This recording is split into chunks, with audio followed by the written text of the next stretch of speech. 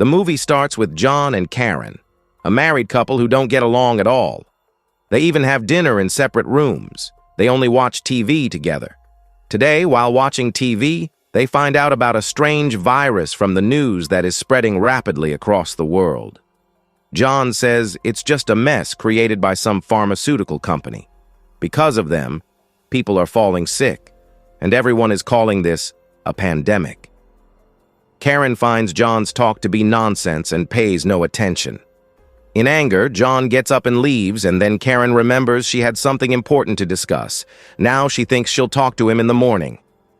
As soon as he wakes up, John starts getting ready for his office, and then he sees a massive hole in the bathroom. What was happening? To find out, he quickly goes out of the apartment, leaving Karen shouting behind that she needed to talk to him. Going outside, he learns that a plane crashed into their building during the night, which they hadn't even noticed. The surrounding apartments were heavily burned, but their apartment was safe for now. Here, he discovers another shocking piece of news.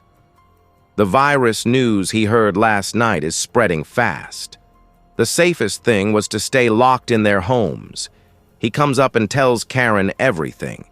At first, even Karen doesn't believe him, and then suddenly sirens start blaring. When Karen and John look out the window, they actually see infected people outside who were now turning into zombies. And those same zombies were attacking humans to satisfy their hunger. They quickly turn on the TV for the news, where they are told about the virus and the people becoming zombies, and they are warned. Everyone was told that to stay safe, they must stay locked inside. Karen immediately gets up, goes to the kitchen, and checks how much food they have. They didn't even have enough food for 1 or 2 days for them to stay locked in. John's anxiety increases so much that he starts vomiting from the stress.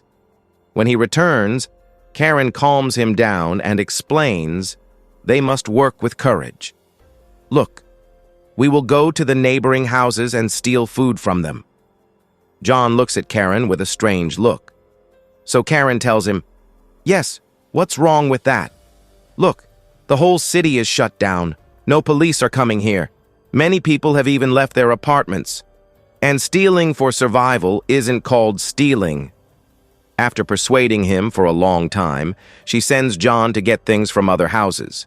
She also says, one time you go and the next time I will go. John agrees and leaves, and in a short while returns home with a lot of food. Karen was surprised, so John told her that no one was in the apartment directly across from them. The apartment was also open, which is why he easily brought everything. Now it was Karen's turn to go out. Karen was a bit scared, but she didn't want to show it to John. She puts on a helmet and uses tape to tie some knives to her shoes and her arms. This was so if any zombie came in front of her, she could fight them well. This time, Karen also brought back many stolen things, and just like she had prepared her own protection, she prepares John the same way. She tells him to go and bring the neighbor's large LCD, because both of them loved watching TV. These people install the neighbor's TV in their house, and when they sit down to watch, they realize this is going to be the last news broadcast today. After this, no news will come on the news channel because they are all locking themselves in for safety. However, the current situation will be known through the radio. Before the broadcast ends, everyone is warned to stay inside and not have physical contact with anyone, because this way, the risk of the zombie virus spreading increases even more. After a while, an announcement is made on the streets that all those remaining, the survivors, should mark a cross on their windows so they can be rescued. Karen and John also quickly make a large X on their window with tape. But despite helicopters passing near their house twice, they fail to notice them. Both are disappointed by this, and John goes back to sleep in sorrow. When his eyes opened in the morning, he saw Karen had gathered a lot of stuff in the house. There was much in it that they didn't even need for survival, like many expensive clothes and things Karen had stolen from the neighbor opposite. John didn't like stealing in the first place. He tells Karen that when the pandemic ends, we will return all these things to them. Some time passes, and they start hearing zombie sounds from inside their building. Both get very scared. First, they lock all the windows and doors. Even then, when their tension doesn't fade, they start gathering everything available in the house to protect themselves from the zombies. Like all sorts of scissors, knives, and hammers, they place them on a table. At the same time, John teaches Karen how a simple lighter and spray can be used as a flamethrower to save oneself, while Karen teaches John how common things they have, like flour, can be used to temporarily blind someone if thrown in their face. After making all preparations, they start playing cards to pass the time. And in that time, they hear a government message on the radio. Everyone is told that this pandemic has spread to only a few parts of the world. The government and military are trying to control the situation soon, and during this time, care is being taken that electricity and water supplies are not cut off anywhere. Everyone was being told to stay inside their homes. People trapped where the pandemic is should mark an X outside so they can be rescued. These two had done this long ago, but no one had come to rescue them yet. Karen was very sad about this, but John shows positivity. He explains that this pandemic is only a matter of a few days. How many pandemics have come and gone in the world? People are killed, but humanity still survives, meaning some humans will definitely remain. Even in such a difficult hour, John's positive words were making Karen more angry. In depression, Karen starts drinking alcohol, and John scolds her for drinking so early in the morning. Karen explodes and says, "It's been so many years we've lived together. For the last many months I've been drinking in the morning due to depression, and you're finding out today." John also realized his mistake. To encourage Karen, he goes to her, and Karen brings him to the storage room where her daughter's things were everywhere.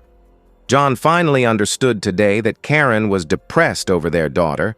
Their daughter had died right after birth, and something happened then that Karen could never become a mother again. This depression was eating her from the inside. Due to her depression, she was talking more negatively. She tells John, "Given all the bad happening to me, I know we will be killed too." But John reassures her that nothing will happen to us. We both have each other to take care of, right? They decide to train themselves so if zombies attack, they are ready to fight. Every day, they start spending a lot of time exercising to strengthen their bodies and practicing fighting.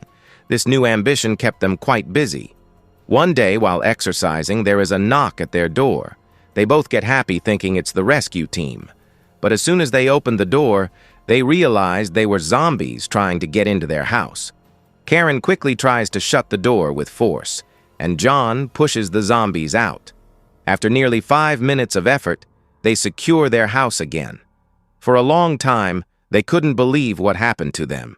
They now sit in the other room, where they again learn from the radio that scientists are trying to find a vaccine.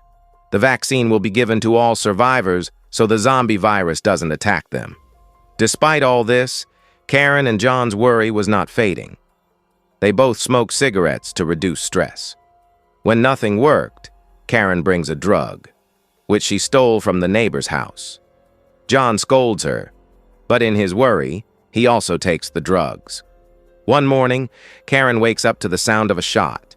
When she saw, John had broken a vase given by her mom while practicing shooting. Because of this, she gets very angry at John.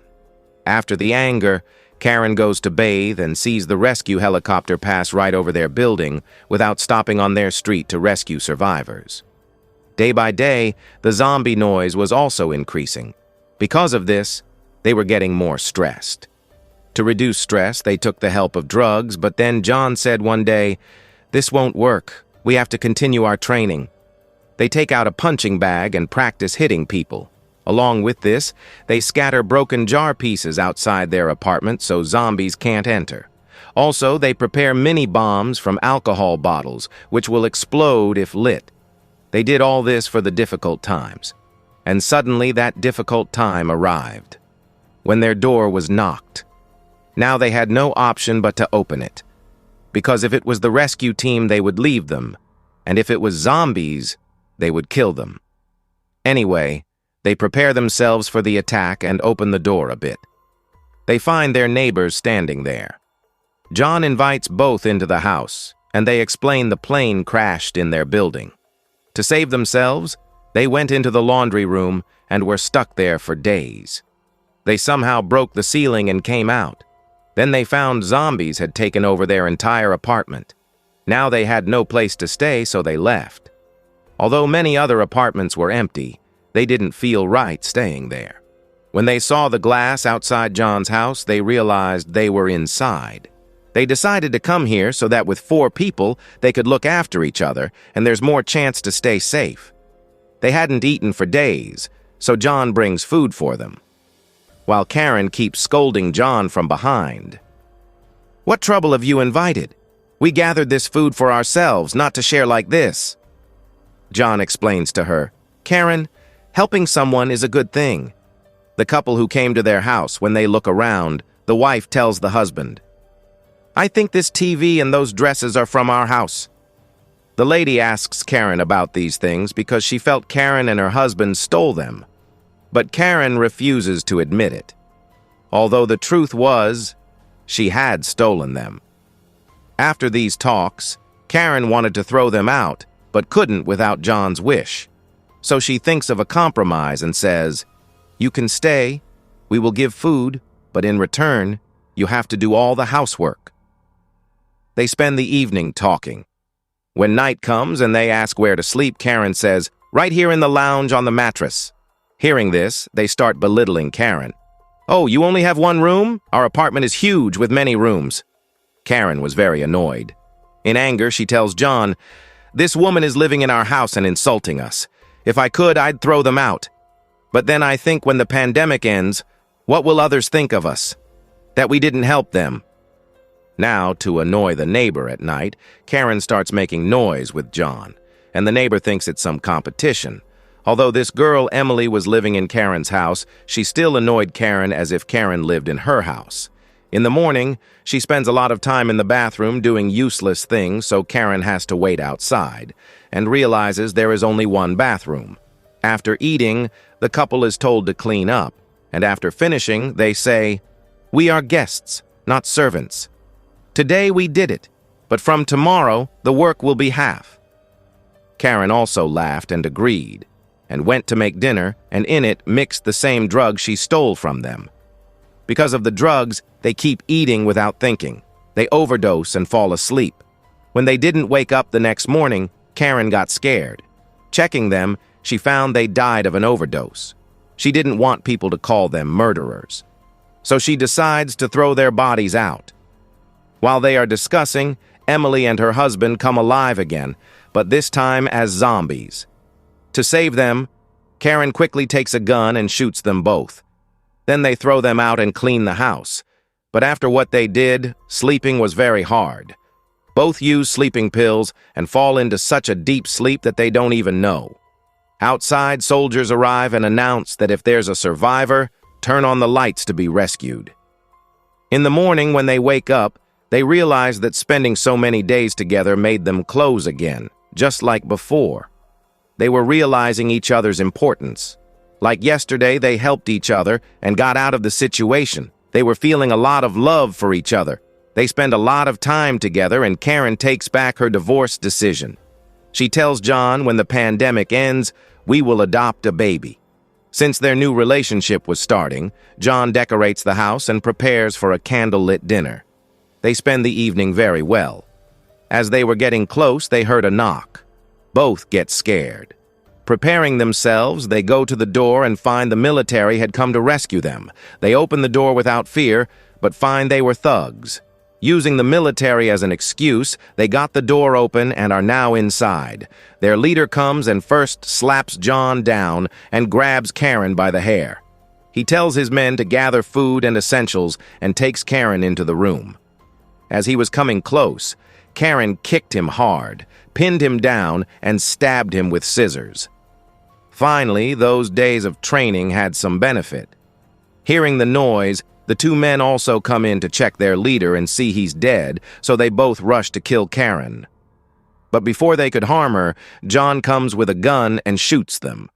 after which they throw the 3 bodies out and start drinking peacefully. In a while, they hear rescue helicopters. Without thinking, they go to the windows and knock loudly, trying to attract the military, but it was impossible for their voice to reach. They decide to go out of the apartment, but as soon as they open the door, the corridor was full of zombies. The zombies try to enter, and they have to close the door while killing them. But during all this, they notice zombie blood fell on John, which had the virus, and now the helicopters were gone. Karen gets panicked as they had no food left. John promises to take care of her and will arrange food. At midnight, Karen wakes up from a noise and sees John sharpening sticks. He had some things with him.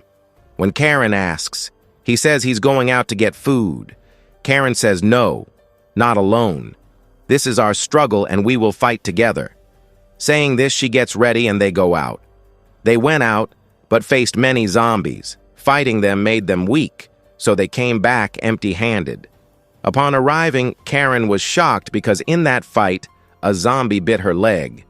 She feared she'd become a zombie, but John consoles her that it won't happen that fast. Anyway, scientists have made a vaccine. I will get it and give it to you. Karen relaxes for now, but things get weird. She doesn't like wine. At night, nightmares wake her and she starts sleepwalking. In the morning, she decides to run away. John stops her. Karen tells him the truth that she's feeling a strange hunger that food can't satisfy. John goes to the kitchen, cuts his hand, and collects blood in a glass for Karen. Smelling it, Karen goes crazy and drinks it all. She felt good after it.